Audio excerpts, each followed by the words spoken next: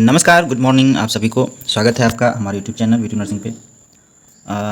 जो मध्य प्रदेश के छात्र हैं जिन्हें प्रोविजनल रजिस्ट्रेशन मिल गया है और वो हार्ड कॉपी का इंतज़ार कर रहे हैं, और हार्ड कॉपी में अगर आपको ऐसा लग रहा है कि कुछ बदलाव होगा, कुछ बदल करके मिलेगा, कुछ नया मिलेगा, तो आप लोग शायद गलत हैं।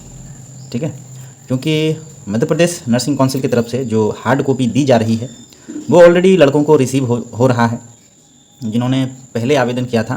जैसे जिस दिन लिंक खुला था 4 जून को, तो 4 जून के बाद जिन्होंने अप्लाई किया था, 4 जून या 4 जुलाई, सॉरी हम कंफ्यूज हैं, तो जब भी लिंक खुला था 4 तारीख को, तो जिन्होंने पहले आवेदन दिया था उस लोग को, जो वे लोग हैं उनको उनका हार्ड कॉपी, सॉफ्ट कॉपी तो ऑलमोस्ट जो लोग अप्लाई कर रहे हैं रजिस्ट्रेशन के लिए उनको 10 से 15 दिन में सॉफ्ट कॉपी मिल रहा है, लेकिन हार्ड कॉपी के लिए इंतजार करना पड़ रहा है। तो हार्ड कॉपी का जो लोग इंतजार कर रहे हैं, तो क्या हार्ड कॉपी में कुछ अलग है क्या, वो हम आपको इस वीडियो में बताएंगे। और आपको ये भी बताएंगे कि हमारे द्वारा, हम लोगों के ग्रुप के द्वारा जो प्रोविजनल रजिस्ट्रेशन को ट्रांसफ़र के लिए एनओसी की आवश्यकता है, और अगर आप पोस्ट बीएससी या हायर एजुकेशन में एडमिशन के लिए सोच रहे हैं तो उनको लिए माइग्रेशन की आवश्यकता है। तो एनओसी और माइग्रेशन के लिए हम लोगों ने जबलपुर हाई कोर्ट में जो केस लगाया था उसका क्या अपडेट है। उसके बाद जो बिहार में वैकेंसीज आने वाली है, या अभी रेलवे का जो वैकेंसी आया हुआ है, तो उसमें हम लोग भर सकते हैं क्या। ठीक है, तो इन्हीं सब बातों पे चर्चा करेंगे। ठीक है, क्या रजिस्ट्रेशन ट्रांसफ़र हो सकेगा। तो चलिए वीडियो को शुरू करते हैं और आपको बताते हैं कि हम लोग क्या क्या इस रजिस्ट्रेशन से कर सकते हैं, क्या इसका लाभ ले सकते हैं, और बाकी कब तक उम्मीद है कि हम लोग अपना रजिस्ट्रेशन जो है अपने स्टेट में ट्रांसफ़र करवा सकते हैं। ठीक है, तो चलिए सबसे पहले आप लोग ये देखिए एक बार, ये है आपका रजिस्ट्रेशन। आप देख लीजिए कि इसमें अंतर क्या है। ठीक है, सॉफ्ट कॉपी और हार्ड कॉपी में देख लीजिए, ये है आपका फ़ोटो, ये आपका बारकोड, एक ये लोगो है, और ये आपका प्रोविजनल सर्टिफिकेट, और यहाँ पे आपका जो कोर्ट नोट है वो यहाँ पे दिया हुआ है। तो आपको लग रहा होगा इसमें तो कुछ अंतर ही नहीं है, बिल्कुल सही बात है, इसमें कुछ भी अंतर नहीं है। बस एक ये सील जो आप देख रहे हैं, ये सील ही एक नया है। बस काउंसिल का एक सील आपको देखने को मिल रहा है और एक स्टिकर यहाँ पर आपको देखने को मिल रहा है। उसके बाद यहाँ पर कुछ भी अलग नहीं है आपके डिजिटल रजिस्ट्रेशन से। तो जो डिजिटल रजिस्ट्रेशन जिनको मिल गया है वो आप बिल्कुल परेशान नहीं हो कि हमको हार्ड कॉपी कब आएगा, नहीं आएगा, क्योंकि हार्ड कॉपी में ऐसा कुछ है नहीं आपके लायक कि हार्ड कॉपी आपके लिए सही हो। हमको ऐसा लग रहा था कि हार्ड कॉपी जो मिलेगा उसमें शायद ये जो कोर्ट नोट लिखा हुआ है, ये कोर्ट नोट ना दे, प्रोविजनल रजिस्ट्रेशन प्रोविजनल सर्टिफिकेट लिख करके दे दे, वो काफ़ी है, लेकिन ऐसा नहीं है। ठीक है, वो बिल्कुल कोर्ट नोट के साथ आपको दिए हैं, सिग्नेचर वेरीफाइड है, और यहाँ पे this is computer generated digitally signed certificate provisional के रूप में आपको यहाँ पे दिया गया है। ठीक है, तो ये सर्टिफिकेट ऑफ रजिस्ट्रेशन है। अब डिप्लोमा देखिए, ये है आपका डिप्लोमा, डिप्लोमा में भी सील है, स्टिकर है, फोटो है, और ये काउंसिल का सील है। बाकी एज यूजुअल आपके पास जो है सारा कुछ यहाँ पे लिखा हुआ है, कुछ भी अंतर नहीं है। कोर्ट नोट आप यहाँ पे देख सकते हैं, आपका रजिस्ट्रेशन नंबर यहाँ पे है, कॉलेज का नाम आपका है, और सारा कुछ सेम है। बस यहाँ पे आप सिग्नेचर जो है कर सकते हैं, जब आपको हार्ड कॉपी रिसीव हो तो आप अपना सिग्नेचर जो है सर्टिफिकेट पे कर लीजिएगा। ठीक है, तो लोगों को पहुँचना शुरू हो चुका है। जो लोग जिस समय से किए हैं, अगर पहले किए हैं तो उनको पहले रिसीव होगा, जो जैसे जैसे लेट अप्लाई किए हैं उनको लेट में रिसीव होगा। ठीक है, तो बाकी कोई बात नहीं है। ऐसे भी आपको पता है कि हमने आपको बताया भी था कि ये प्रोविजनल रजिस्ट्रेशन या प्रोविजनल सर्टिफिकेट अभी आपको दे रहे हैं, तो आप बस आपके लिए एक ये समझिए कि कोरा कागज़ की तरह है, इसको आप यूज नहीं कर सकते, है ना। जब तक कि जबलपुर हाईकोर्ट की तरफ से किसी प्रकार का कोई डायरेक्शन नहीं मिलता है तो आप यूज़ इसको नहीं कर सकते। हाँ, फॉर्म भर सकते हैं, फॉर्म भर लीजिएगा अभी रेलवे का। उसके बाद आपका बिहार में जो आप ये देख रहे हैं कि 45,000 से अधिक पदों पर जल्द बहाली शुरू होगी। उसके बाद यहाँ पर आप देख रहे हैं कि ये जो पोस्ट आने वाली है चिकित्सा का, ये आपका CHO, स्टाफ नर्स, ANM। ठीक है, ये बिहार सरकार का जो NHM की तरफ से आने वाला है, इसको भी आप भर सकते हैं, कोई प्रॉब्लम नहीं है। ठीक है, आप यहाँ पे देखिए PMCH में जो पद सृजित किया गया है 3,000 का, और प्लस जो 6200 का BTSC का आने वाला था, उसमें भी भर सकते हैं। उम्मीद है कि उसमें भी आप कहीं का भी रजिस्ट्रेशन हो आप भर सकते हैं। बशर्ते बात यह है कि आपके पास 90 दिन या 3 मंथ का जो है समय बिहार BNRC की तरफ से या बिहार स्वास्थ्य विभाग की तरफ से आपको दिए जाते हैं कि आप अपना रजिस्ट्रेशन को ट्रांसफ़र कर लीजिए। अगर आप समय से ट्रांसफ़र करवा लेते हैं तो आपका जो जॉब है वो पक्का माना जाएगा, और अगर आप 3 महीना के बाद नहीं कर पाते हैं तो आपको वहाँ से हटा दिया जाएगा। ये स्पष्ट निर्देश जो है कि एडवर्टाइजमेंट में लिखा हुआ रहता है। आफ्टर सिलेक्शन बिहार सरकार आपको 90 दिन या 3 महीने का समय रजिस्ट्रेशन ट्रांसफ़र के लिए देती है। तो बात यहाँ पे ये है कि आपका प्रोविजनल रजिस्ट्रेशन पे ट्रांसफ़र होगा ही नहीं।